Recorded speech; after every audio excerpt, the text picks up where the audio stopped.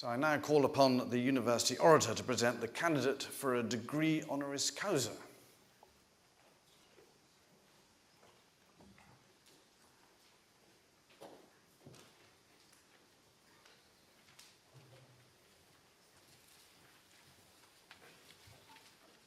Chancellor, I introduce Mark Bailey, better known as Bill Bailey, one of the UK's most original, recognisable and best-loved comedians. He is also a successful actor, TV presenter, musician and author who devotes much energy to his interests as a naturalist and conservationist and to his roles in promoting cancer research. In his career on stage and screen, in his passionate support for the protection of wildlife, and in his use of his celebrity in promoting support for cancer research, he is a role model for all. Bill Bailey was born in Bath and grew up in Keynsham. He attended King Edward's School, locally known as KES, in Bath, initially achieving academic success. When interviewed for the BBC's Comedy Map of Britain, his teacher Ian Phipps recalled that he was, quotes, very talented and a joy to teach. Indeed, it was Phipps who coined the nickname Bill Bailey for him. However, he soon became distracted by the thrill of performance as a member of various local bands. He entered Westfield College London to study English, but his love of public performance again overtook him, and he moved to make his TV debut in a BBC children's programme. Bill Bailey then started his comedic career, touring the country with more established anti-establishment figures. In 1984, he formed a double act with Toby Longworth, a fellow KES alumnus.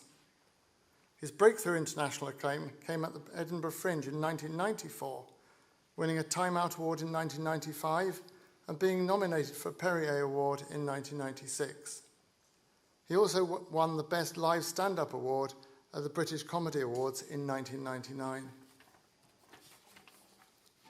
His role as the put-upon Manny, assistant to bookshop owner Bernard, in the acclaimed series Black Books, made Bailey a recognisable TV face in 2000.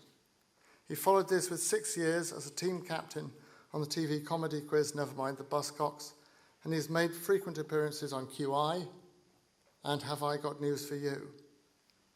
He continues to tour internationally as a comedian with shows such as Bewilderness, Part Troll, Tinselworm, and Qualm Peddler. He appears on television, in films and on the stage, both as a comedian and as a straight actor, having appeared in an episode of Skins, an E4 drama set in Bristol and addressing key issues in the lives of young people. His cerebral humour and style have been described as Reithian, in that he educates, informs and entertains. He is more than an extraordinary comic performer and actor. He's a classically trained musician and multi-instrumentalist, integrating many musical forms into his shows.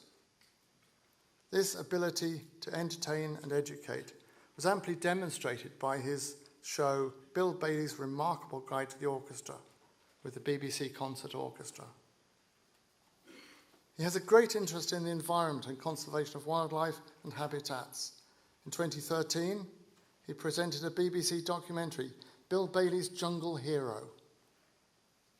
This expounded on the work of the explorer and naturalist Alfred Russel Wallace, co-originator of the theory of evolution. Indeed, he's patron of the Wallace Memorial Fund, which raised £50,000 for a bronze statue at the National History Museum. At its unveiling, Bill Bailey described Wallace as, quotes, a maverick genius which deserves much better recognition for his brilliant discoveries. But is Bill Bailey who needs to be recognised as a maverick genius in presenting interesting and difficult topics in an offbeat and engaging way? Some members of his family have suffered from cancer, and he's thrown himself into raising funds for research and promoting important messages for cancer patients, for their friends and their families. He was a patron and activist for Prostate Cancer UK and launched Men United versus Prostate Cancer in 2014. This initiative raises funds for research and promotes awareness of this disease amongst groups at higher risk. He has recently completed Bill's Ridgeway Walk to raise money for cancer research through the organisation Stand Up to Cancer. Bill Bailey is a local boy made good. He is an extraordinary and individual performer in comedy, music and acting. He is an extraordinary communicator and advocate for causes in the environment and in cancer. Chancellor, I present Bill Bailey, who is eminently worthy of the degree of Doctor of the University, honoris causa.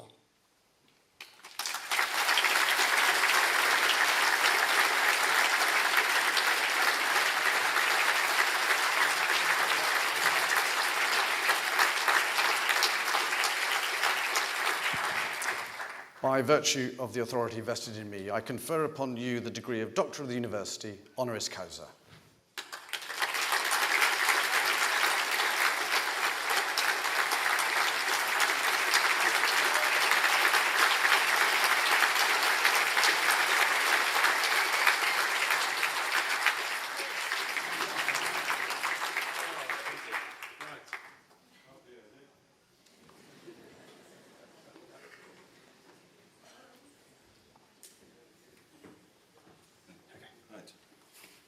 Ta-da! Well, thank you very much for that wonderful introduction. Yes, ladies and gentlemen, graduates, members of Bath University, Royal Highness, Chancellor, top wizard. It is a great honour to be here, and I'm very, very touched by this honorary doctorate because I'm thrilled, I'm chuffed to bits, if I'm honest, because this is a wonderful recognition of all the things you mentioned in my career, but also it has a great emotional impact for me, because as you say, this is where I grew up. I have a very strong connection with Bath. I was educated here at KES. I grew up here, spent my formative years here. I did my first ever stand-up comedy gig here in Mole's Club. And it's still going, apparently, so I've done something right. And I was in bands here, played music here, and I have a very strong emotional connection to this place. So to receive this award it means an enormous amount to me and to my family and to my father, who's in the audience today. So, yay, Dad. So, perhaps I should... I ought to be wearing this, really, shouldn't I?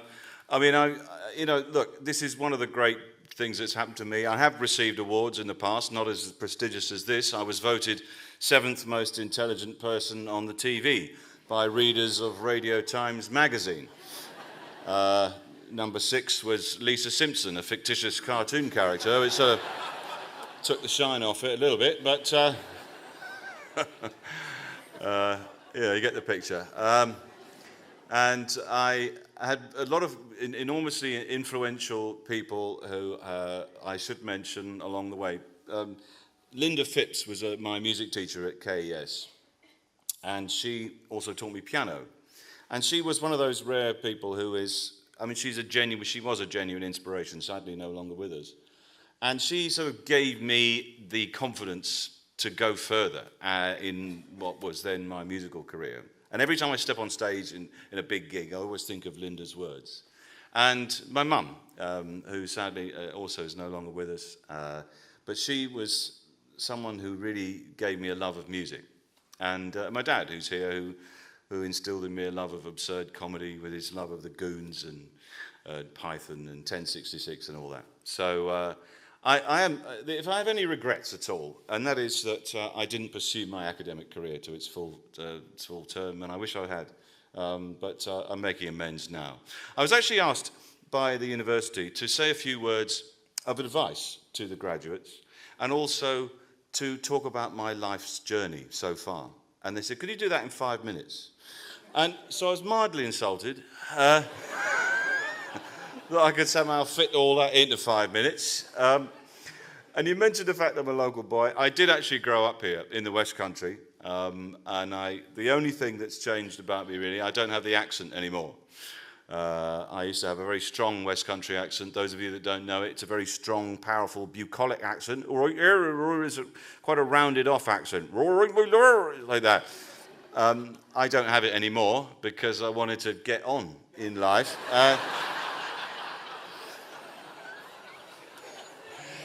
Because you don't see people in positions of power or authority with a West Country accent, do you? You don't see respected correspondents. Hello there, I'm in Hawaii. It's all kicked off here, isn't it? No. If somebody collapsed in the street and you said, here, let me through, I'm a doctor, people would just laugh in your face. But anyway, it's a great honour to be here. The thing is, I've noticed that a lot of the graduates here you've graduated in business and business management.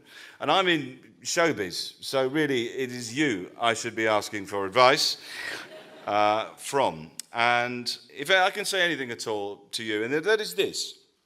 There's a lot of ups and downs after you've chosen your path.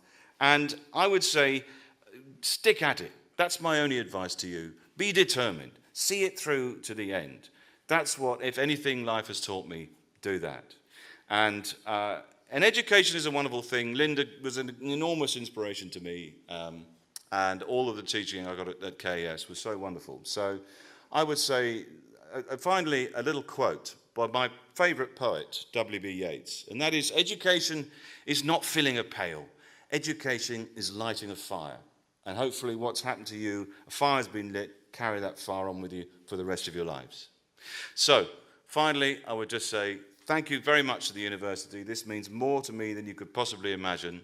And this really, it's a shame that Mum couldn't be here to see this. She would be thrilled by this. But hey, this is for you, Mum. I've made it.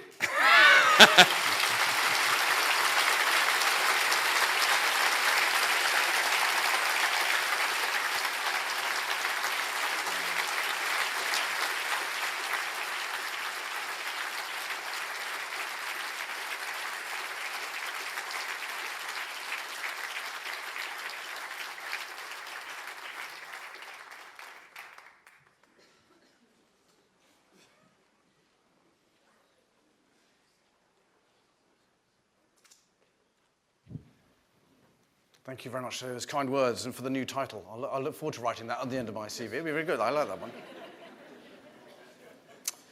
Yeah. I discovered the other day why Harry Potter wasn't very successful in France. Do you know why Harry Potter wasn't very... Because their word for a wand is a baguette. It's very difficult to take them seriously when they're waving baguettes at each other, isn't it, really? So anyway, there we go. Right. Well, I now declare this congregation closed for the presentation of graduates and for the conferment of honorary degrees. Thank you.